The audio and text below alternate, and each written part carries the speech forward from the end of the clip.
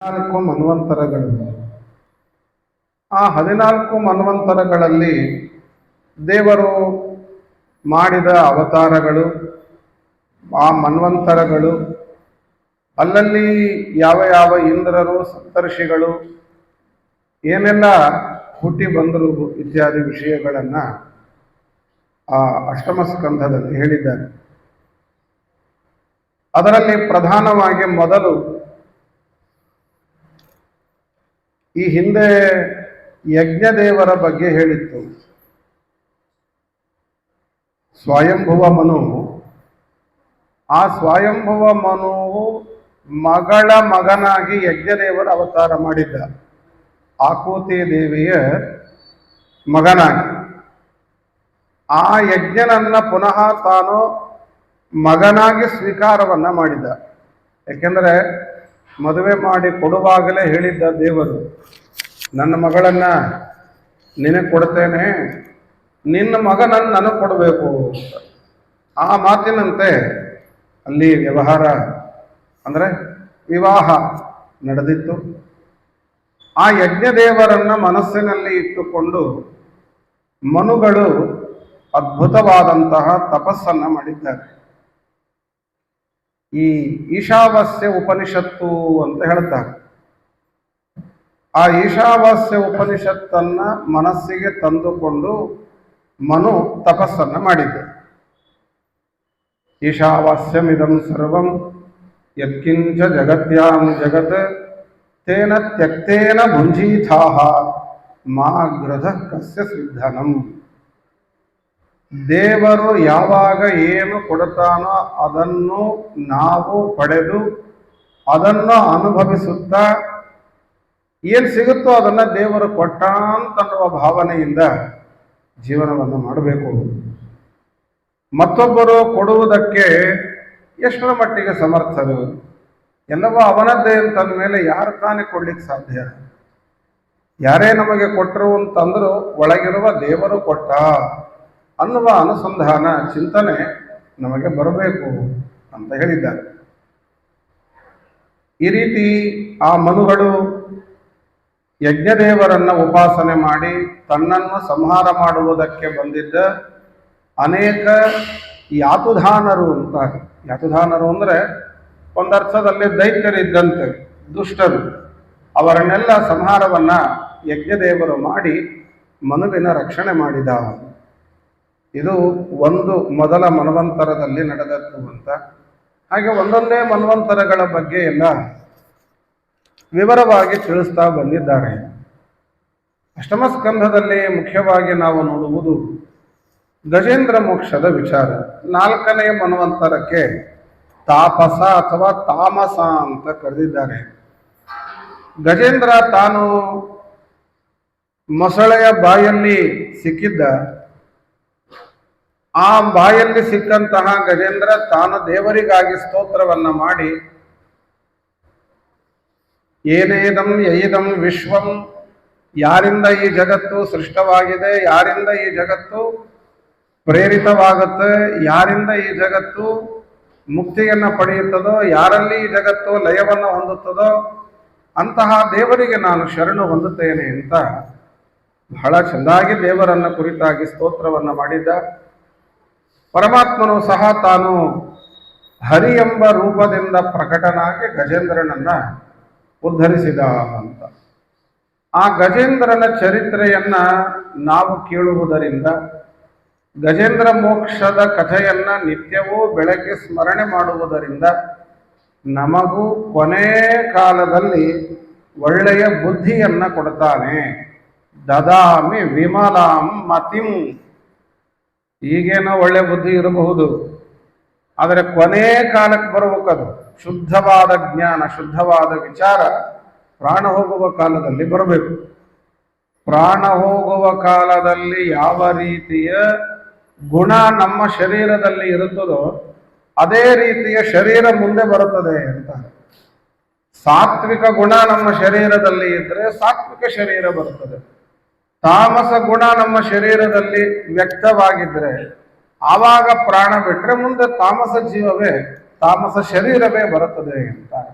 ಹಾಗಾಗಿ ಶುದ್ಧವಾದ ಒಂದು ಗುಣಗಳು ನಮ್ಮ ದೇಹದಲ್ಲಿ ವ್ಯಕ್ತವಾಗುವ ರೀತಿಯಲ್ಲಿ ನೋಡಿಕೊಳ್ಬೇಕು ಅಂದರೆ ಗಜೇಂದ್ರ ಮೋಕ್ಷದ ಚರಿತ್ರೆಯನ್ನು ನಾವು ಅವಶ್ಯವಾಗಿ ಕೇಳಬೇಕು.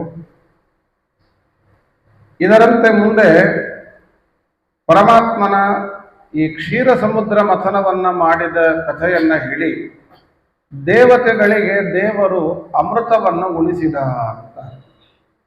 ದೇವತೆಗಳಿಗೆ ಅಮೃತವನ್ನು ಉಣಿಸುವುದಕ್ಕಾಗಿ ದೇವರು ಒಟ್ಟು 4 ರೂಪ ತಗೊಂಡಿದ್ದಾರೆ. 4 ರೂಪಗಳು. ಒಂದು ಅಜಿತ ಅನ್ನುವ ಹೆಸರಿನ ರೂಪ, ಆನಂತರ ಕೂರ್ಮ ರೂಪ, ಆ ಪರ್ವತ ಏನು ಸಮುದ್ರದಲ್ಲಿ ಮುಳುಗ್ತಾ ಇತ್ತು ಅದನ್ನು ಎತ್ತಿ ಹಿಡಿಯುವುದಕ್ಕಾಗಿ ಕೂರ್ಮ ರೂಪವನ್ನು ದೇವರು ಸ್ವೀಕಾರ ಮಾಡಿದ್ದಾರೆ. ಮುಂದೆ ಅಮೃತವನ್ನ ತರುವುದಕ್ಕಾಗಿ ಧನ್ವಂತರಿಯಾಗಿ ಬಂದ, ಡಾಕ್ಟರ್ ಆಗಿ ಬಂದ ದೇವರು. ಆ ಧನ್ವಂತರಿ ಅಮೃತದ ಕಲಶವನ್ನು ತಗೊಂಡು ಬಂದ. ಧನ್ವಂತರಿನೇ ಎಲ್ಲರಿಗೂ ಉಣಿಸಲಿಲ್ಲ. ಅದಕ್ಕಾಗಿ ಅಂತ ಮತ್ತೆ ಮೋಹಿನಿ ರೂಪದಿಂದ ದೇವರು ಅಲ್ಲಿ ಪ್ರಕಟನಾದ ಅಂತ. ಆ ಮೋಹಿನಿ ರೂಪದಿಂದ ಅಮೃತವನ್ನ ಎಲ್ಲರಿಗೂ ಉಣಿಸಿದ್ದು.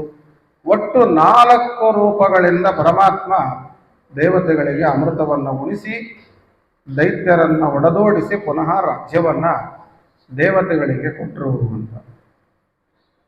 ಅಲ್ಲಿ ನಾವು ತಿಳಿಬೇಕಾದ ಮಹತ್ವದ ಅಂಶ ಅಂದರೆ ಪ್ರಯತ್ನವನ್ನ, ಕ್ಷೀರ ಸಮುದ್ರದ ಮಥನವನ್ನ ಯಾರು ಮಾಡಿದ್ದು? ದೇವತೆಗಳು ದೈತ್ಯರು ಇಬ್ಬರು ಸೇರೆ ಮಾಡಿದ್ರು. ಅದರಲ್ಲಿ ಇಬ್ಬರದ್ದು ಶ್ರಮ ಇದೆ, ಇಬ್ಬರದ್ದು ಸಾಮರ್ಥ್ಯದ ಪ್ರಯೋಗವನ್ನು ಮಾಡಿದ್ದಾರೆ, ಭಾಗವಹಿಸಿದ್ದಾರೆ. ಆದರೆ ಲಾಭ ಆಗಿದ್ದು, ಫಲ ಆಗಿದ್ದು ಯಾರಿಗೆ? ದೇವತೆಗಳಿಗೆ ಮಾತ್ರ. ದೈತ್ಯರಿಗೆ ಅದರ ಲಾಭ ಅದರ ಪ್ರಯೋಜನ ಅಮೃತಪಾನ ಅನ್ನುವುದು ಅವರಿಗೆ ಆಗಲಿಲ್ಲ. ಇದೇನು ತೋರಿಸ್ತದೆ ಅಂತಂದ್ರೆ ಪರಮಾತ್ಮನನ್ನ ಆಶ್ರಯಿಸಿ ನಾವು ಪ್ರಯತ್ನವನ್ನ ಮಾಡಬೇಕು. ಬರೇ ಪ್ರಯತ್ನವನ್ನ ಮಾಡಿದರೆ ಅದರಿಂದ ಲಾಭ ಆಗ್ತದೆ ಅಂತೇನಿಲ್ಲ. ದೇವರು ನಮ್ಮ ಹಿಂದೆ ಇರಬೇಕು, ಆಮೇಲೆ ಪ್ರಯತ್ನವನ್ನ ಮಾಡಬೇಕು. ಅಂದಾಗ ನಮ್ಮ ಪ್ರಯತ್ನಕ್ಕೆ ಫಲ ಸಿಗ್ತದೆ. ಒಂದೇ ಕಾಲ, ಒಂದೇ ದೇಶ, ಒಂದೇ ರೀತಿಯ ಶಕ್ತಿಯನ್ನ ದೇವತೆಗಳು ಹಾಕಿದ್ದಾರೆ, ದೈತ್ಯರು ಹಾಕಿದ್ದಾರೆ. ಆದರೆ ದೇವತೆಗಳಿಗೆ ಅಮೃತ ಸಿಕ್ಕಿತೋ, ದೈತ್ಯರಿಗೆ ಸಿಗಲಿಲ್ಲ ಅಂದರೆ ದೇವರ ಅನುಗ್ರಹ ಅದಕ್ಕೆ ಪ್ರಧಾನ ಕಾರಣ ಅನ್ನುವುದನ್ನು ತಿಳಿಬೇಕು.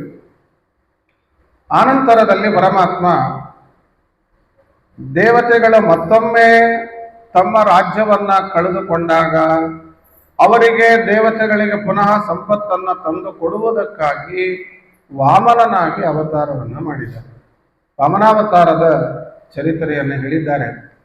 ವಾಮನ ಅಂದರೆ ಸಾಮಾನ್ಯವಾಗಿ ಕುಳ್ಳ, ಗಿಡ್ಡ ಅಂತ ಹೀಗೆ ಅರ್ಥ ಮಾಡುತ್ತಾರೆ. ಇರಬಹುದನ, ಅದನ್ನೇನು ಬೇಡ ಅನ್ನೋದಿಲ್ಲ. ಅದಕ್ಕಿಂತಲೂ ಮುಖ್ಯವಾಗಿ ವಾಮನ ಅಂತಂದ್ರೆ ಸುಂದರ ಅಂತ ಅರ್ಥ. ಶಿವನನ್ನ ವಾಮದೇವ ಅಂತ ಕರೀತಾರೆ. ವಾಮದೇವ ಉಮಾ ಮನೋಹರ ಉಗ್ರ ಧೂರ್ಜಟಿ ಎಂದಿದ್ದಾರೆ. ಅಲ್ಲಿ ವಾಮದೇವ ಅಂದ್ರೆ ಏನು? ವಾಮ ಅಂದ್ರೆ ಎಡಕ್ಕೆ ಅಂತ ಒಂದು ಅರ್ಥ ಇದೆ ಬೇರೆ. ವಾಮ ಅನ್ನುವ ಶಬ್ದಕ್ಕೆ ಸುಂದರ ಅಂತ ಒಂದು ಅರ್ಥ ಇದೆ. ಸುಂದರನಾದ ದೇವರು ರುದ್ರದೇವರು ಅಂತ.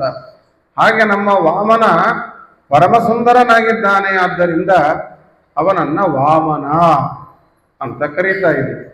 ಅಂತಹ ವಾಮನ ದೇವರು ತಾನು ತನ್ನ ಒಳಗೇನೆ ಒಂದು ರೂಪದಳು ಅನಂತ ರೂಪಗಳು ಕೊಂದಿಪ್ಪವು ಗುಣಗಣ ಸಹಿತ ಅಂತ.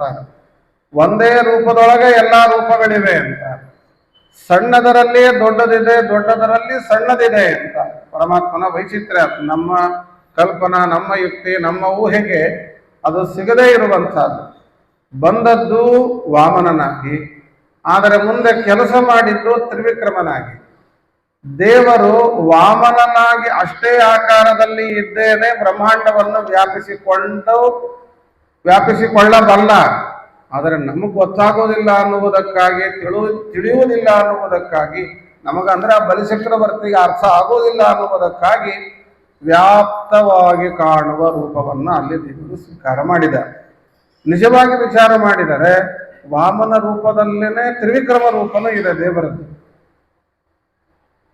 ಅಷ್ಟೇ ವ್ಯಾಪ್ತ ಅವನದ್ದು, ಊಹಾತೀತ, ನಮ್ಮ ಕಲ್ಪನೆಗೆ ಸಿಗುವುದಿಲ್ಲ. ಈಗ ಕೃಷ್ಣ ಇದ್ನಲ್ಲ, ಕೃಷ್ಣ ಅವನನ್ನ ಯಶೋದೆ ಕಟ್ಲಿಕ್ಕೆ ಹೋದ್ಲು. ಒರಳಿಗೆ ಕಲ್ಲಿಗೆ ಕಟ್ಟಬೇಕು ಅಂತ ಹೋದ್ಲು. ಒರಳು ಕಲ್ಲಿಗೆ ಕಟ್ಟಬೇಕು ಅಂತ ಮೊದಲೇ ನೋಡಿದಾಗ ಹಗ್ಗ ಎಷ್ಟಿತ್ತು, ಮೊದಲಿಗೆ ಒಂದು ಸಣ್ಣ ತುಂಡನ್ನು ತಗೊಂಡಿದ್ಲು. ಅದನ್ನ ಕಟ್ಟಬೇಕು ಅಂತ ಹೋದ್ಲು, ಅದರಿಂದ ಆಗಲಿಲ್ಲ. ಆಮೇಲೆ ಊರೊಳಗಿದ್ದ ಎಲ್ಲಾ ಹಗ್ಗವನ್ನ ತಂದು ಕಟ್ಲಿಕ್ಕೆ ಅಂತ ಪ್ರಯತ್ನ ಮಾಡಿದ್ರು, ಆವಾಗಲೂ ಆಗಲಿಲ್ಲ. ಕೃಷ್ಣ ನೋಡ್ಲಿಕ್ಕೆ ಅಷ್ಟೇ ಇದ್ದ, ಕೃಷ್ಣನ ಆಕಾರ ಏನು ಬದಲಾಗಿರಲಿಲ್ಲ, ಕೃಷ್ಣನ ಆಕಾರ ಅಷ್ಟೇ ಇದೆ. ಆದರೆ ಅವನನ್ನ ಅಷ್ಟೇ ಆಕಾರದಲ್ಲಿರುವ ಕೃಷ್ಣನನ್ನ ಊರು ತುಂಬಾ ಇರುವ ಹಗ್ಗವನ್ನ ಸೇರಿಸಿ ಕಟ್ಟಬೇಕು ಅಂದ್ರೂ ಆಗಲಿಲ್ಲ. ಯಾಕಾಗಲಿಲ್ಲ ಅಂದ್ರೆ ಇದೇ ಕಾರಣ, ಪರಮಾತ್ಮನ ಪುಟ್ಟದಾದ ರೂಪದಲ್ಲಿನೂ ದೊಡ್ಡದಾದಂತಹ ರೂಪ ಇದೆ. ಇದು ನಮ್ಮ ಕಲ್ಪನಾತೀತ, ಅದು ದೇವರು ಮಾತ್ರ ಮಾಡಬಲ್ಲ ಅಚಿಂತ್ಯ ಶಕ್ತಿ ಅಂತ ಹೇಳ್ತಾರೆ.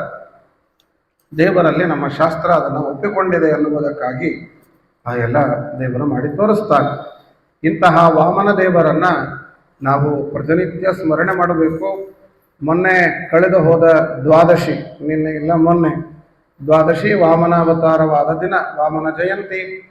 ವಾಮನ ದೇವರನ್ನ ವಿಶೇಷ ಸ್ಮರಣೆ ಮಾಡಿದರೆ ಒಳ್ಳೆ ಊಟ ನಮಗೆ ಸಿಗ್ತದೆ ಅಂತ ದಧಿವಾಮನ ಅಂತ ಹೇಳ್ತಾರೆ. ಆ ವಾಮನ ದೇವರ ಸ್ಮರಣೆಯನ್ನು ಮಾಡಬೇಕು. ಏಕಾದಶಿ ಬಿಟ್ಟು ಉಳಿದ ದಿವಸ ಎಲ್ಲ ಒಳ್ಳೆ ಊಟ ಸಿಗ್ತದೆ ಅಂತ ಅಭಿಪ್ರಾಯ ಆಗುತ್ತೆ.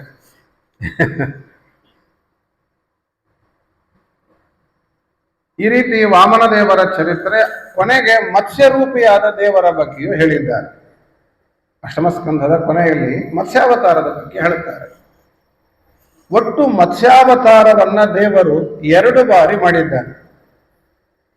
ಒಂದು ಸೃಷ್ಟಿಯ ಆದಿಯಲ್ಲಿ, ಸೃಷ್ಟಿಯ ಪ್ರಾರಂಭದಲ್ಲಿ ಬ್ರಹ್ಮದೇವರ ವೇದಗಳನ್ನ ಹಯಗ್ರೀವನೆಂಬ ಅಸುರ ಅಪಹಾರ ಮಾಡಿಕೊಂಡು ಹೋಗಿದ್ದ. ಹಯಗ್ರೀವನೆಂಬ ಅಸುರ ಬ್ರಹ್ಮದೇವರ ವೇದಗಳನ್ನ ಅಪಹಾರ ಮಾಡಿದ್ದ. ಏನು ವೇದಗಳನ್ನ ಅಪಹಾರ ಮಾಡೋದು ಅಂದ್ರೆ ಏನು? ಅವಾಗೇನು ಪುಸ್ತಕ ಇದ್ವಾ? ಪುಸ್ತಕ ತಗೊಂಡು ಹೋಗ್ಬಿಟ್ರು ಅಂತ ಅರ್ಥನ ಅಲ್ಲ. ಅಯೋಗ್ಯರು ಕೇಳುವಂತೆ ಹೇಳಿದರೆ ಅದು ವೇದಗಳನ್ನ ಅಪಹರಿಸಿದಂತೆ. ಅಥವಾ ವೇದಗಳಿಗೆ ಅಭಿಮಾನಿಗಳಿದ್ದಾರೆ, ದೇವತೆಗಳು ವೇದಾಭಿಮಾನಿಗಳಿದ್ದಾರೆ, ಒಂದೊಂದು ವೇದಕ್ಕೂ ಒಬ್ಬೊಬ್ಬ ಅಭಿಮಾನಿಯನ್ನು ಹೇಳಿದ್ದಾರೆ. ಆ ಅಭಿಮಾನಿ ದೇವತೆಗಳನ್ನೇ ಅಪಹಾರ ಮಾಡಿದ್ರು ಅಂತ ಹೀಗೂ ಕೂಡ ಹೇಳಿಕ್ಕೆ ಬರ್ತದೆ. ಆಗ ದೇವರು ಆ ಹಯಗ್ರೀವಾಸುರ ಏನು ವೇದಗಳನ್ನ ಅಪಹಾರ ಮಾಡಿದ್ದ, ಅವನನ್ನ ಸಂಹಾರ ಮಾಡಿ ಪುನಃ ವೇದಗಳನ್ನ ಬ್ರಹ್ಮದೇವರಿಗೆ ಕೊಡುವುದಕ್ಕಾಗಿ ಮತ್ಸ್ಯರೂಪನಾಗಿ ದೇವರು ಬಂದಿದ್ದ. ಇದು ಅತ್ಯಂತ ಆರಂಭ, ಸೃಷ್ಟಿಯ ಆರಂಭ. ಇನ್ನ ಎರಡನೆಯದಾಗಿ ಇನ್ನೊಮ್ಮೆ ದೇವರು ಮತ್ಸ್ಯನಾಗಿ ಅವತಾರವನ್ನು ಮಾಡ್ತಾನೆ. ಇವತ್ತಿನ ಏನು ಮನ್ವಂತರ ಇದೆ, ವೈವಸ್ವತ ಮನ್ವಂತರ, ಇದರ ಹಿಂದಿನ ಮನ್ವಂತರದ ಕೊನೆ ಕಾಲದಲ್ಲಿ, ಚಾಕ್ಷುಷ ಮನ್ವಂತರದ ಕೊನೆ ಕಾಲದಲ್ಲಿ ಸತ್ಯವ್ರತನೆಂಬಂತಹ ರಾಜನಾಗಿದ್ದ. ಆ ಸತ್ಯವ್ರತ ರಾಜ ಕೃತಮಾಲ ಅಂತ ನದಿಯಲ್ಲಿ ಸ್ನಾನಕ್ಕೆ ಅಂತ ಹೋದಾಗ ಅರ್ಘ್ಯ ಕೊಡುವಾಗ ಕೈಯಲ್ಲಿ ಮೀನು ಬಂದಿತ್ತು. ಅಲ್ಲಿಂದ ಸೇವಾ ತಗೊಂಡ ದೇವರು. ಸಣ್ಣ ಜಾಗ, ದೊಡ್ಡ ಜಾಗ, ಇನ್ನೂ ದೊಡ್ಡ ಜಾಗ, ಕೊನೆಗೆ ಸಮುದ್ರ. ಅಲ್ಲಿಯವರೆಗೂ ಆ ಸತ್ಯವ್ರತ ರಾಜನಿಂದ ಸೇವಾ ತಗೊಂಡು ಆಮೇಲೆ ದೇವರು ಹೇಳಿದ, ನೋಡಪ್ಪ ಮುಂದೆ ಇನ್ನು 7 ದಿವಸಕ್ಕೆ ಪ್ರಳಯ ಬರ್ತದೆ, ಆವಾಗ ನಿನ್ನನ್ನು ರಕ್ಷಣೆ ಮಾಡುತ್ತೇನೆ, ಮುಂದಿನ ಮನು ನೀನು ಆಗು ಅಂತ ದೇವರು ಹೇಳಿದ್ದ. ಇದೇನು ತೋರಿಸ್ತದೆ ಅಂದರೆ ಮೊದಲು ಸೇವಾ, ಆಮೇಲೆ ಫಲ. ದೇವರು ಸತ್ಯವ್ರತ ರಾಜನಿಂದ ಮೊದಲು ಸೇವಾ ತಗೊಂಡ. ನನಗೆ ಇಷ್ಟು ಜಾಗ ಆಗೋದಿಲ್ಲ, ಇನ್ನೂ ದೊಡ್ಡ ಜಾಗ, ಇನ್ನು ಎಲ್ಲ ಸೇವಾ ಮಾಡಿಸಿಕೊಂಡ. ಸೇವಾ ಮಾಡಿಸಿಕೊಂಡ ಮೇಲೆ ಅವನ ರಕ್ಷಣಾ ಕಾರ್ಯವನ್ನು ಮಾಡಿದ. ನಮ್ದು ಉಲ್ಟಾ ಇರ್ತದೆ. ಮೊದಲು ರಕ್ಷಣೆ ಮಾಡಿಬಿಡ್ರಿ, ನಮಗೇನು ಫಲ ಕೊಡ್ಬೇಕೋ ಕೊಟ್ಟು ಬಿಡ್ರಿ, ಕೊಟ್ಟ ಮೇಲೆ ನೋಡ್ತೀವಿ ಅಂತನ್ನೋರು ನಾವು. ಹೀಗೆ ಆಲೋಚನೆ ನಮ್ಮದಿದೆ. ಆದರೆ ಶಾಸ್ತ್ರದಲ್ಲಿ ಮೊದಲು ಸಾಧನಾಧ್ಯಾಯ, ಆಮೇಲೆ ಫಲಾಧ್ಯಾಯ ಅಂತ. ಬ್ರಹ್ಮಸೂತ್ರಗಳಲ್ಲಿ ಮೊದಲು ಸಾಧನೆ, ಆಮೇಲೆ ಫಲ. ಅಂತೂ ಮತ್ಸ್ಯಾವತಾರ 2 ಬಾರಿ ಆದದ್ದು. ಸತ್ಯವ್ರತ ರಾಜನನ್ನ ರಕ್ಷಣೆ ಮಾಡುವುದಕ್ಕಾಗಿ 1 ಬಾರಿ, ಬ್ರಹ್ಮದೇವರ ವೇದಗಳನ್ನ ತಂದು ಕೊಡುವುದಕ್ಕಾಗಿ ಅಂತ ಮತ್ತೊಂದು ಬಾರಿ ಆದದ್ದು. ಇದಿಷ್ಟು ಹೇಳಿಕೊಂಡು ಮುಂದೆ ನವಮಸ್ಕಂಧದಲ್ಲಿ ನಾನು ಆರಂಭದಲ್ಲೇನೆ ಹೇಳಿದಂತೆ ಸೂರ್ಯ ಮತ್ತು ಚಂದ್ರವಂಶದಲ್ಲಿ ಬಂದ ರಾಜರುಗಳ ಬಗ್ಗೆ ಬಹಳ ವಿಸ್ತಾರವಾಗಿ ಹೇಳಿದ್ದಾರೆ. ನಮ್ಮ ಪ್ರಸ್ತುತ ನಡೆಯುತ್ತಿರುವ ಮನ್ವಂತರದಲ್ಲಿನ ರಾಜರುಗಳಿವರೆಲ್ಲ ವೈವಸ್ವತ ಮನ್ವಂತರಕ್ಕೆ ಸೇರಿದ್ದು. ಮುಂದೆ ಇನ್ನು 7 ಮನ್ವಂತರಗಳಿವೆ. ಸಾವರಣಿ, ಇಂದ್ರ ಸಾವರಣಿ, ಮೇರು ಸಾವರಣಿ, ಧರ್ಮ ಸಾವರಣಿ ಅಂತೆಲ್ಲ ಹೇಳ್ತಾರೆ. ಅಲ್ಲಿಯ ಬಗ್ಗೆ ಹೆಚ್ಚು ಮಾತು ಹೇಳುವುದಿಲ್ಲ, ಹೆಚ್ಚು ಮಾಹಿತಿಯನ್ನು ಕೊಡುವುದಿಲ್ಲ. ಒಂದೊಂದು ಮಾತಿನಲ್ಲಿ ಮುಗಿಸಿದ್ದಾರೆ. ನಾವು ಇದ್ದೇವೆ ಅಂತನ್ನುವುದಕ್ಕಾಗಿ ನಮ್ದಲ್ವ ಇದು ಮನ್ವಂತರ, ಹಾಗಾಗಿ ಇದರ ಬಗ್ಗೆ ಹೆಚ್ಚು ವಿವರವನ್ನು ಕೊಟ್ಟಿದ್ದಾರೆ. ಮೊದಲ ಮನ್ವಂತರದ ಬಗ್ಗೆ ಸ್ವಲ್ಪ ಹೆಚ್ಚು, ಮಧ್ಯದಲ್ಲಿ ಸ್ವಲ್ಪ ಹೇಳಿಕೊಳ್ತಾರೆ. ನಮ್ಮ ಮನ್ವಂತರದ್ದು ಬಹಳಷ್ಟು ಹೇಳ್ತಾರೆ. ಮುಂದಿನದ್ದು ಅವ್ರ ಕಾಲಕ್ಕೆ ಅವ್ರು ನೋಡ್ಕೋತಾರೆ, ನಮ್ಗೆ ಯಾಕೆ ಶಕ್ತಿ ಅದರದ್ದು. ಈ ಮನ್ವಂತರದಲ್ಲಿ ಮೊದಲು ಸೂರ್ಯವಂಶದಲ್ಲಿ ಬಂದಂತಹ ರಾಜರುಗಳ ಬಗ್ಗೆ ಹೇಳ್ತಾರೆ. ಇಕ್ಷ್ವಾಕು ಜನ್ಮ ತದ್ವಂಶಃ ಸುದ್ಯುಮ್ನಸ್ಯ ಮಹಾತ್ಮನಃ ಇಳಾ ಉಪಾಖ್ಯಾನ ಮತ್ರೋಕ್ತಂ ತಾರೋಪಾಖ್ಯಾನಮೇವಚ ಅಂತ. ಮೊದಲಿಗೇನೆ ಇಳಾ ಉಪಾಖ್ಯಾನ ಅಂತ. ಮನುಗಳಿದ್ರಲ್ಲ, ಮನುಗಳಿಗೆ ಇಕ್ಷ್ವಾಕು ಮೊದಲಾದಂತಹ ಮಕ್ಕಳಿದ್ರು ಅಂತಾರೆ. ಆ ಮಕ್ಕಳಾಗುವ ಮೊದಲು, ಅವರಿಗಿಂತ ಮೊದಲು ಇನ್ನು ಯಾವ ಮಕ್ಕಳು ಇರಲಿಲ್ಲ. ಆ ಕಾಲದಲ್ಲಿ ಮಿತ್ರಾವರುಣರಿಗೆ ಸಂಬಂಧಪಟ್ಟ ಯಾಗವೊಂದನ್ನ ಮಾಡುತ್ತಾರೆ.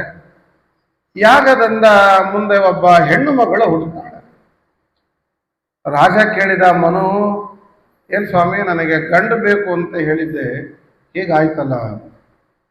ಅವರ ಪುರೋಹಿತರನ್ನ ಕೇಳಿದರು ವಸಿಷ್ಠರು, ಪ್ರಧಾನ ಪುರೋಹಿತರು ವಸಿಷ್ಠರು ಉಪ ಪುರೋಹಿತರನ್ನ ಕೇಳಿದರು. ಅವರನ್ನ ಕೇಳಿದಾಗ ಅವರಂದರು, ಇಲ್ಲ, ನಮಗೆ ರಾಣಿ ಹೇಳುವಾಗ ಹೆಣ್ಣು ಕೂಸಬೇಕು, ಹಾಗೆ ಮಾಡ್ರಿ ಅಂತ ಹೇಳಿದ್ದು ಅಂತ. ಪುರೋಹಿತರಂದ್ರೆ ಏನ್ ಮಾಡ್ಬೇಕಪ್ಪ, ಮೊದಲು ನೀವು ಗಂಡ ಹೆಂಡತಿ ಮಾತಾಡ್ಕೋಬೇಕು ಏನ್ ಬೇಕು ಅಂತ. ಮಧ್ಯದೊಳಗೆ ಪುರೋಹಿತರ ಮೇಲೆ ಹಾಕಿದರೆ ಏನ್ ಮಾಡೋದು. ಆಯ್ತು, ಚಿಂತಿಸಬೇಡ ಅಂತ ವಸಿಷ್ಠರು ದೇವರಿಗಾಗಿ ತಪಸ್ಸು ಮಾಡಿ ಹೆಣ್ಣಾಗಿ ಹುಟ್ಟಿದ್ದನ್ನ ಗಂಡಾಗಿ ಮಾಡಿಕೊಂಡ್ರಂತ. ಹೆಣ್ಣಾದಾಗ ಇಳಾ ಅಂದ್ರು, ಗಂಡಾದಾಗ ಸುದ್ಯುಮ್ನ ಅಂದ್ರು. ಸುದ್ಯುಮ್ನ ಬೆಳೆದು ನಿಂತ, ಯೌವನಕ್ಕೆ ಬಂದಿದ್ದಾನೆ. ಒಂದೊಮ್ಮೆ ತನ್ನ ಎಲ್ಲ ಗೆಳೆಯರಿಂದ ಬೇಟೆಗೆ ಅಂತ ಅರಣ್ಯಕ್ಕೆ ಹೋಗಿದ್ದ. ಅದು ಮೇರು ಪರ್ವತದ ಕೆಳ ಪ್ರಾಂತ, ತಪ್ಪಲು ಪ್ರದೇಶ. ಅಲ್ಲಿ ಒಂದು ಸುಕುಮಾರ ಅಂತ ವನ. ಆ ಸುಕುಮಾರ ವನವನ್ನ ಪ್ರವೇಶ ಮಾಡುತ್ತಾನೆ. ಅಲ್ಲಿಗೆ ಹೋದ ಕೂಡಲೇ ಎಲ್ಲಾ ಗಂಡಸರು ಮತ್ತೆ ಹೆಣ್ಣಾಗಿಬಿಟ್ರಂತೆ. ಇಳ ಸುದ್ಯುಮ್ನಾಗಿದ್ದ, ಮತ್ತೆ ಸುದ್ಯುಮ್ನ ಇಳೆ ಆಗಿಬಿಟ್ಟ. ಹೋದವರು ಗೆಳೆಯರೆಲ್ಲ ಅವರು ಹೆಣ್ಣಾಗ್ಬಿಟ್ರು. ಕುದುರೆಗಳು ಹೆಣ್ಣಾಗ್ಬಿಟ್ವು ಅಂತ, ಹೆಣ್ಣು ಕುದುರೆ ಆಗ್ಬಿಟ್ವು ಅಂತ. ಸಂಸ್ಕೃತದಲ್ಲಿ ಹೆಣ್ಣು ಕುದುರೆಯನ್ನ ಅಶ್ವ ಅಂತ ಅನ್ಬಾರದು, ವಡವಾ ಅಂತ ಕರಿಬೇಕು. ವಡವಾ ಅಂದ್ರೆ ಹೆಣ್ಣು ಕುದುರೆ, ಅಶ್ವಹ ಅಂತಂದ್ರೆ ಗಂಡು ಕುದುರೆ. ಹೆಣ್ಣು ಕುದುರೆಯನ್ನ ಅಶ್ವ ಅನ್ಬಾರದು, ಗಂಡು ಕುದುರೆಯನ್ನ ವಡವ ಅನ್ಬಾರದು. ವಡವ ಅಂದ್ರೆ ಹೆಣ್ಣು, ಅಶ್ವ ಅಂದ್ರೆ ಗಂಡು. ಕನ್ನಡದಲ್ಲಿ ಶಬ್ದ ಹಾಗಿಲ್ಲ. ಏನಂದ್ರು, ಗಂಡು ಕುದುರೆ, ಹೆಣ್ಣು ಕುದುರೆ ಅಂತಾನೆ ಅನ್ಬೇಕು ನಾವು. ಸಂಸ್ಕೃತದಲ್ಲಿ ಶಬ್ದಗಳಲ್ಲಿ ಬಹಳಷ್ಟು ಸಂಪತ್ತು ಇದೆ. ಅಂತೂ ಅವರೆಲ್ಲ ಹೆಣ್ಣು ಕುದುರೆಗಳಾದವು, ಇವರು ಗಂಡಸರಿದ್ದವರೆಲ್ಲ ಹೆಣ್ಣಾದರು. ಯಾಕೆ ಹೀಗೆ ಅಂತ ವಿಚಾರಿಸಿದಾಗ ಪಾರ್ವತಿ ಶಾಪ ಕೊಟ್ಟು, ಶಿವ ಶಾಪ ಕೊಟ್ಟಿದ್ದನಂತೆ ಆ ಜಾಗಕ್ಕೆ. ಹಾಗಾಗಿ ಮತ್ತೆ ಮುಂದೆ ಶಿವನಿಗಾಗಿ ಪ್ರಾರ್ಥನೆ ಮಾಡಲಾಗಿ ಮಹಾರುದ್ರ ದೇವರು ಆ ಇಳೆಯನ್ನ ಮತ್ತೆ ಗಂಡು ಮಾಡಿದರು. ಮಾಡಬೇಕಾದ್ರೆ ಹೇಳಿಬಿಟ್ರು, ಹಗಲೆಲ್ಲ ಇದನ್ನ ನೀವು ಬಂದು ನಮ್ಮನ್ನು ಕಾಡಬೇಡ್ರಿ, ಇವನು ಮುಂದೆ 1 ತಿಂಗಳು ಹೆಣ್ಣು 1 ತಿಂಗಳು ಗಂಡಾಗಿರ್ತಾರೆ ಅಂತ ಇಷ್ಟು ಹೇಳಿ ಕಾಣದಂಗೆ ಹೋಗ್ಬಿಟ್ರು ರುದ್ರದೇವರು. ಮತ್ತೆ ನಿಂತುಕೊಂಡ್ರೆ ಇವರು 6 ತಿಂಗಳು ಅಂತಾರ, 1 ವರ್ಷ ಅಂತಾರ, ಬೇಡ ಬೇಡ ಅಂತ ಕಾಣಬಿಟ್ಟು ಹೋಗ್ಬಿಟ್ಟು. ಆದರೆ ಸ್ವಾರಸ್ಯ ಅಂದರೆ ದೇವರ ಸಂಕಲ್ಪ, ದೇವಿ ಶಕ್ತಿ, ವಿಚಿತ್ರವಾದಂತಹ ಇತಿಹಾಸ. ಹೆಣ್ಣಾಗಿರುವಾಗ, ಇಳೆಯಾಗಿರುವಾಗ ಬುಧನ ಸಂಪರ್ಕ ಆಗ್ತದೆ, ಅಲ್ಲಿ ಪುರೂರವ ಹುಟ್ಟುತ್ತಾನೆ. ಆ ಮೂಲಕವಾಗಿ ಚಂದ್ರವಂಶ ಬೆಳೆಯುತ್ತದೆ. ಚಂದ್ರನ ಮಗ ಬುಧ, ಬುಧನ ಮಗ ಪುರೂರವ, ಮುಂದೆ ಸಂತು. ಈ ಸುದ್ಯುಮ್ನ ಅಂತ ಗಂಡಾಗಿರುವಾಗಲೂ ಮದುವೆ ಆಗ್ತಾನೆ. ಮದುವೆ ಆದಾಗ ಅಲ್ಲಿ 3 ಮಕ್ಕಳು, ಅವರೆಲ್ಲ ಸೂರ್ಯವಂಶದವರು ಅಂತ ಆಗ್ತಾರೆ. ಒಂದೇ ಜನ್ಮದಲ್ಲಿ ಒಂದೇ ವ್ಯಕ್ತಿ, ಒಂದು ಕಡೆ ಹೆಣ್ಣು ಒಂದು ಕಡೆ ಗಂಡಾಗಿ 2 ವಂಶಕ್ಕೆ ಬೆಳವಣಿಗೆಯಲ್ಲಿ ಪಾತ್ರ ವಹಿಸಿದಂತಹ ವ್ಯಕ್ತಿತ್ವ ಅವನದ್ದು. ಆನಂತರ ಮನುವಿನ ಉಳಿದ ಮಕ್ಕಳ ಬಗ್ಗೆಯೂ ಕೂಡ ಹೇಳಿದ್ದಾರೆ. ಇಕ್ಷ್ವಾಕು, ನೃಗ, ಶರ್ಯಾತಿ ಮಹಾರಾಜನ ಬಗ್ಗೆ ಹೇಳಿದ್ದಾರೆ. ಶರ್ಯಾತಿ ಮಹಾರಾಜ ತನ್ನ ಮಗಳನ್ನ ಸುಕನ್ಯೆಯನ್ನ ಚವನರಿಗೆ ಕೊಟ್ಟು ವಿವಾಹವನ್ನ ಮಾಡಿದ್ದು. ಅದಲ್ಲದೆ ನಾಭಾಗ ಅಂತ ರಾಜ, ಮನುಪುತ್ರ, ಅವನು ಕೂಡ ನಾಭಾಗ. ಅವನು ಎಷ್ಟು ಪ್ರಾಮಾಣಿಕ. ತಂದೆ ಉಳಿದ ಅಣ್ಣ ತಮ್ಮಂದಿರೆಲ್ಲ ಆಸ್ತಿಯನ್ನ ಪಾಲು ಮಾಡಿಕೊಂಡಿದ್ದರಂತೆ. ಈತ ಬಂದಾಗ ನಿನಗೇನು ಭಾಗ ಇಲ್ಲ ಅಂದರಂತೆ. ಅಪ್ಪ ಅಂದ, ಮತ್ತೆ ಏನ್ ಮಾಡ್ತೀವಿ, ಯೋಚನೆ ಮಾಡಬೇಡ, ನಿನ್ನ 4 ಮಂತ್ರ ಹೇಳ್ಕೊಡ್ತೇನೆ, ಹೋಗಿ ಅಲ್ಲಿ ಹೇಳು, ಋಷಿಗಳು ಮಂತ್ರ ಮರಿತಾರೆ, ನೀನು ಹೇಳು, ನಿನಗೆಲ್ಲ ಸಂಪತ್ತು ಕೊಡ್ತಾರೆ. ಹೋದ, ಋಷಿಗಳು ಮಂತ್ರ ಮರೆತರೆ ಈತ ಹೇಳಿದ, ಎಲ್ಲಾ ಸಂಪತ್ತನ್ನು ಕೊಟ್ಟು ಹೋದ್ರು.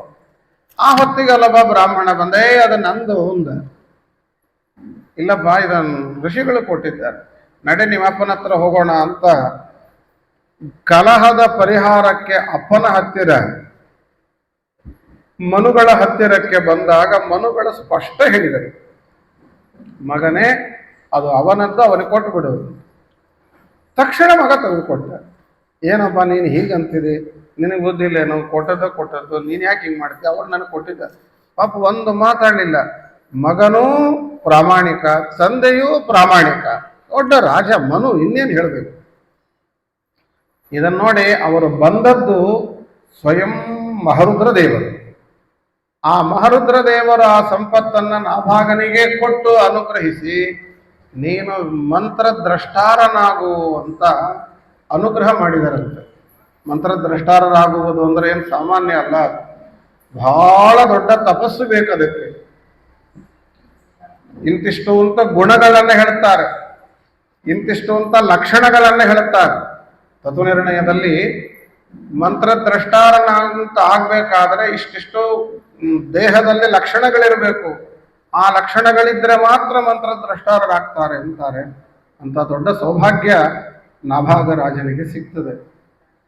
ಆ ನಾಭಾಗನ ಮಂತ್ರದ್ರಷ್ಟಾರನಾಗುವಂತಹ ಕಥೆಯನ್ನು ಕೇಳಿದರೆ ನಮಗೂ ವೇದ ಮಂತ್ರಗಳನ್ನು ಅರ್ಥ ಮಾಡಿಕೊಳ್ಳುವ ಸೌಭಾಗ್ಯವನ್ನು ದೇವರು ಕೊಡ್ತಾನೆ ಅಂತ ಅದರ ಕಥೆಗೆ ಫಲವನ್ನು ಹೇಳಿದ್ದಾರೆ. ಇನ್ನು ನಾಭಾಗನ ಮುಂದೆ ಅಂಬರೀಷ, ಏಕಾದಶಿಯ ರಾಜ ಅವನು. ಪ್ರಸಿದ್ಧರು ಏಕಾದಶಿ ವ್ರತಕ್ಕೆ ಅಂಬರೀಷ ಮಹಾರಾಜ, ರುಕ್ಮಾಂಗದ ಮಹಾರಾಜ, ಇಬ್ಬರು ಬಹಳ ಪ್ರಸಿದ್ಧರು. ತನ್ನ ದೇಶದ ಪ್ರತಿಯೊಬ್ಬ ಪ್ರಜೆಗೆ ಹೇಳಿಬಿಟ್ಟಿದ್ದನಂತ, ನಮ್ಮ ದೇಶದೊಳಗೆ ಯಾರಾದರೂ ಇರಬೇಕಾದ್ರೆ ಎಲ್ಲರೂ 8ರಿಂದ 80 ತನಕ ಕಂಪಲ್ಸರಿ ಏಕಾದಶಿ ಉಪವಾಸ ಮಾಡಬೇಕು, ಇಲ್ಲ ನಮ್ಮ ದೇಶ ಬಿಟ್ಟು ಹೋಗ್ಬಿಡ್ರಿ ಅಂತ ಹೇಳಿದ್ದ. ಇಷ್ಟು ಸ್ಪಷ್ಟವಾಗಿ ಇತ್ತದು ಶಾಸನ, ಗೌರ್ಮೆಂಟೇ ಹಾಗೆ ಹೇಳಿತ್ತು. ಅಂದಮೇಲೆ ಯಾರ್ಯಾಕೆ ಮಾಡ್ಲಿಕ್ಕೆ ಬಿಡ್ತಾರೆ, ಶಾಸನ ಇರ್ತಿತ್ತು, ನಡೀತಾ ಇತ್ತು. ಇಷ್ಟು ಶುದ್ಧವಾಗಿ ನಡೆಸಿಕೊಂಡು ಬಂದವರು ಧರ್ಮಗಳನ್ನ. ಅಂಬರೀಷ ಮಹಾರಾಜನು ಕೂಡ ತಾನು ಏಕಾದಶಿ ಧರ್ಮವನ್ನು ಆಚರಣೆ ಮಾಡಿದ್ದಕ್ಕಾಗಿ ದೇವರ ಸುದರ್ಶನ ಚಕ್ರದಿಂದ ಸುರಕ್ಷಿತನಾಗಿ ಇದ್ದ. ಅಂದರೆ ಏಕಾದಶಿಯಾದಿ ವ್ರತಗಳನ್ನ ನಾವು ಅನುಷ್ಠಾನ ಮಾಡುತ್ತಾ ಬಂದರೆ ದೇವರು ಹೇಗೆ ನಮ್ಮನ್ನ ರಕ್ಷಣೆ ಮಾಡುತ್ತಾನೆ ಎನ್ನುವುದಕ್ಕೆ ಅಂಬರೀಷ ನಮಗೆ ಸುಂದರವಾದ ದೃಷ್ಟಾಂತ. ಉಪವಾಸ ಮಾಡುವುದು ಎಷ್ಟು ಮಹತ್ವವೋ ಪಾರಣೆ ಮಾಡುವುದು ಅಷ್ಟೇ ಮಹತ್ವ. ಸಕಾಲಕ್ಕೆ ಪಾರಣೆ ಮಾಡಬೇಕು. ನಮಗೆ ನಡೀತದರೆ ಮಧ್ಯಾಹ್ನ 12 ತನಕ ನಡೀತದೆ, ದಿನ ನಮ್ಗೆ ಅಷ್ಟು ಲಗೋನೆ ಊಟ ಹೋಗೋದಿಲ್ಲ ಅಂಥೇಳಿ ಪಾರಣೆ 12 ತನಕ ಹೋಗಬಾರ್ದು. ಪಾರಣೆ ಸಾಮಾನ್ಯ ಇದ್ರೆ ಸಾಮಾನ್ಯವಾಗಿ ಸೂರ್ಯೋದಯ ನಂತರದಲ್ಲೇ ಪಾರಣೆ ಮಾಡುವುದು. ಇನ್ನು ಅದಕ್ಕೆ ಹರಿವಾಸರವೋ ಮತ್ತೆ ಸಾಧನೆಯೋ ಇತ್ತು ಅಂದ್ರೆ ಅದಕ್ಕೆ ತಕ್ಕಂತೆ ನೋಡಿಕೊಂಡು ಪಾರಣೆಯನ್ನ ಸಾಧನೆ ಮಾಡಬೇಕು. ಸಕಾಲಕ್ಕೆ ಪಾರಣೆ ಮಾಡಿದರೆ 50 ಮಾರ್ಕ್ಸ್, ಉಪವಾಸ ಮಾಡಿದರೆ 50 ಮಾರ್ಕ್ಸ್. 50 ಉಪವಾಸಕ್ಕೆ, 50 ಪಾರಣೆಗೆ, ಸಕಾಲ ಪಾರಣೆಗೆ ಅಂತಾರೆ. ಹಂಗಾದ್ರೆ ಕೆಲವ್ರು ಏನ್ ಮಾಡಿಬಿಟ್ರು, ನಾವು ಪಾರಣೆ ಅಷ್ಟು ಕರೆಕ್ಟ್ ಆಗಿ ಮಾಡಿಬಿಡೋಣ, 50 ಬಂತು ಪಾಸ್ ಆಗಿಬಿಟ್ವಲ್ಲ, ಉಪವಾಸ ಬೇಕಂದ್ರೆ ಹೆಚ್ಚು ಕಡಿಮೆ ನಡೀತದೆ ಅಂತ. ಹಂಗಲ್ಲ ಅದು. ಉಪವಾಸನೂ ಮಾಡಿ ಪಾರಣೆ ಮಾಡಿದಂತಹ ವ್ಯಕ್ತಿಗಳಿಗೆ ಬರುವ ಪೂರ್ಣ ಪುಣ್ಯದಲ್ಲಿ 50 ಪುಣ್ಯ ಉಪವಾಸಕ್ಕೆ, 50 ಪುಣ್ಯ ಪಾರಣೆಗೆ ಅಂತ. ನಾವು ಡೈರೆಕ್ಟ್ ಆಗೇ ಪಾರಣೆನೇ ಮಾಡ್ತೇವೆ ಅಂತಂದ್ರೆ ಅವ್ರ ಕಥೆ ಬೇರೆ, ನನಗೆ ಗೊತ್ತಿಲ್ಲ. ಈ ರೀತಿ ಆ ಸಕಾಲದ ಪಾರಣೆ ಮೊದಲಾದವುಗಳನ್ನು ಕೂಡ ನಾವು ಆ ಅಂಬರೀಷ ರಾಜನ ಕಥೆಯಿಂದ ತಿಳಿಬೇಕು. ಏಕಾದಶಿಯಲ್ಲಿ ವ್ರತದ ಅನುಷ್ಠಾನದಲ್ಲಿ ದೀಕ್ಷೆಯನ್ನ ನಾವು ತಿಳಿಬೇಕು. ಪ್ರಾಣೈ ಕಂಠಗತೈರಪಿ ಅಂತಾರೆ ಆಚಾರ್ಯರು. ಅಷ್ಟು ದೀಕ್ಷೆಯಿಂದ ಮಾಡಬೇಕಾದ ಉಪವಾಸ ವ್ರತ. ಏಕಾದಶಿ ಉಪವಾಸಕ್ಕೆ, ದೇವರ ನಾಮ ಸ್ಮರಣೆಗೆ ಯಾವ ವ್ಯತ್ಯಾಸವೂ ಇಲ್ಲ. ಪ್ರತಿಯೊಬ್ಬ ಮನುಷ್ಯ ಮಾಡಬೇಕು. ಬ್ರಾಹ್ಮಣರೇ ಮಾಡಬೇಕು, ಗಂಡಸರೇ ಮಾಡಬೇಕು ಅಂತೇನಿಲ್ಲ. ಏಕಾದಶಿ ವ್ರತವನ್ನ, ದೇವರ ನಾಮ ಸ್ಮರಣೆಯನ್ನ ಮನುಷ್ಯ ಮಾತ್ರ ಮಾಡಬೇಕು. ಯಾರಿಗೆ ವಿಷ್ಣುವಿನಲ್ಲಿ ನಂಬಿಕೆ ಇದೆ, ಸರ್ವೋತ್ತಮನಾಗಿದ್ದಾನೆ ಎಂಬ ವಿಶ್ವಾಸ ಇದೆ, ಅವರೆಲ್ಲರೂ ಸಹ ಅವಶ್ಯವಾಗಿ ಮಾಡಬೇಕಾಗ್ತದೆ.